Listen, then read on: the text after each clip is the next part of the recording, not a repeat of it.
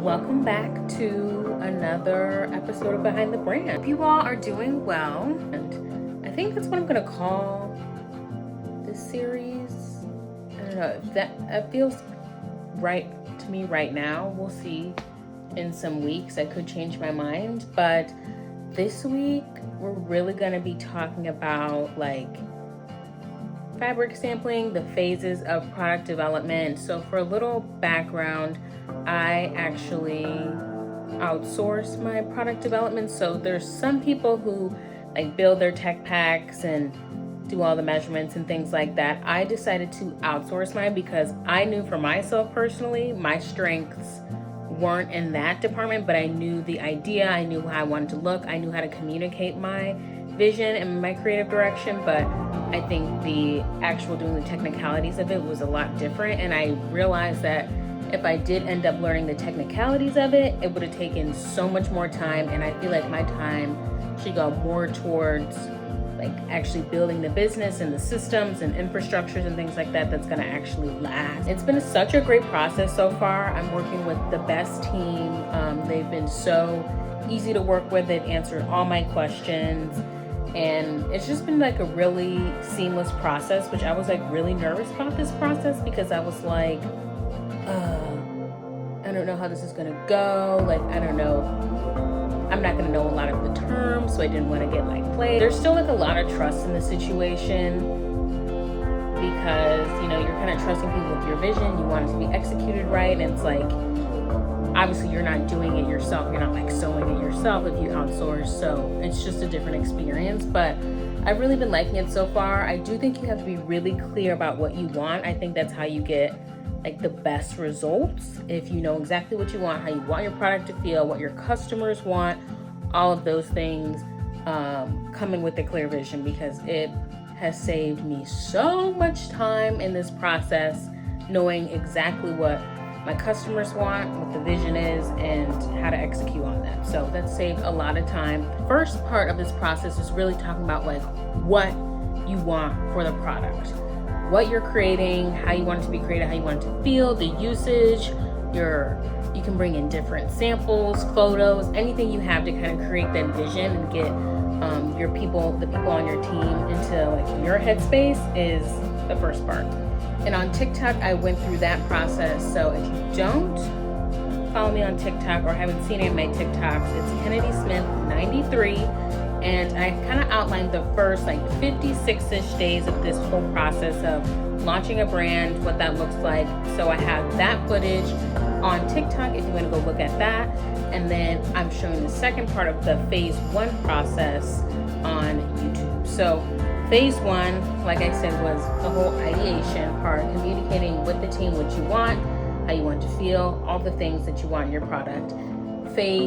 Part 2 of phase 1 is the fabric sampling. Fabric sampling is basically where your product development team will source a bunch of fabrics for you to review essentially and kind of pick which ones you want, how you think they feel, rank them, and then you end up picking the fabric you want if they end up, you know, sourcing a fabric that you want within this round. Okay, I'm very picky about the fabric I use because I've had a lot of problems with fabrics on activewear leggings, and I know it's something you all care about as well, the fabric, the quality, the softness of it. So I really wanted to make that a priority as well because that's something you guys have told me that you've wanted. So that's definitely a priority. I stretch them, I pull them, I ask questions about them. And if you're looking to build a brand with clothing and, you know, are at this process too, I think rip everything apart. Honestly, like rip everything apart. Be honest with your team. Don't hold back, because you're gonna wish you said something in that meeting or at that time. Maybe even when your product's done, you're like, I wish I would have said this earlier. I think say everything. Don't be afraid to sound dumb either. Like ask questions. I know I struggle with that sometimes, and I've just kind of gotten over it as I've gone through this process because I'm like, I need to know. So, and you're spending the money too. So know that you're spending the money, so you can ask whatever you want to ask. So this portion is a part of phase 1, and then phase 2 kind of goes into sampling, construction, that I will share soon. Yeah, hope you guys enjoy. Oh, that's pretty close. This has nice coverage on there. Obviously, you know, very important when it comes to leggings. Right. You know, yeah. hear those you stories. Need that. It needs to be squat proof, so like when they, you know, squat, it needs to not show anything. Yes. So yeah, this is great. Yes. Here.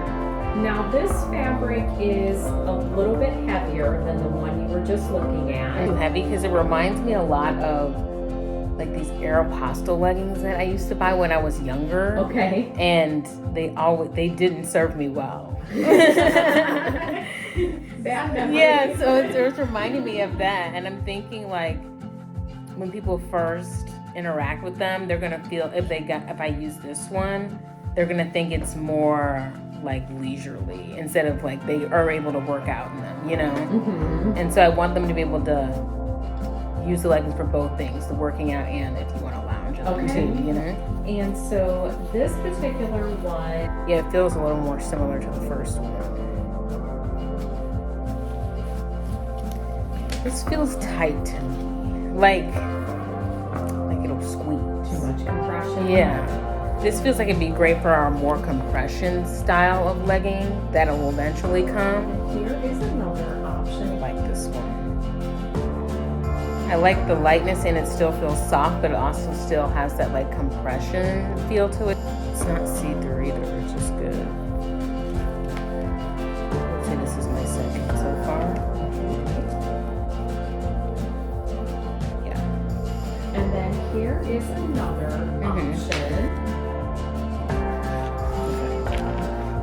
So I think this one, as it stretches, it shears. A little light through it. Because then once someone squats, they're gonna be like, girl, I think I see. Yeah. I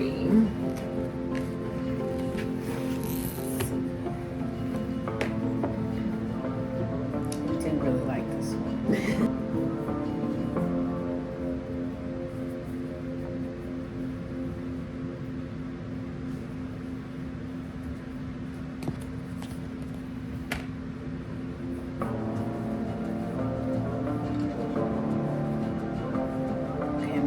This one out. Okay.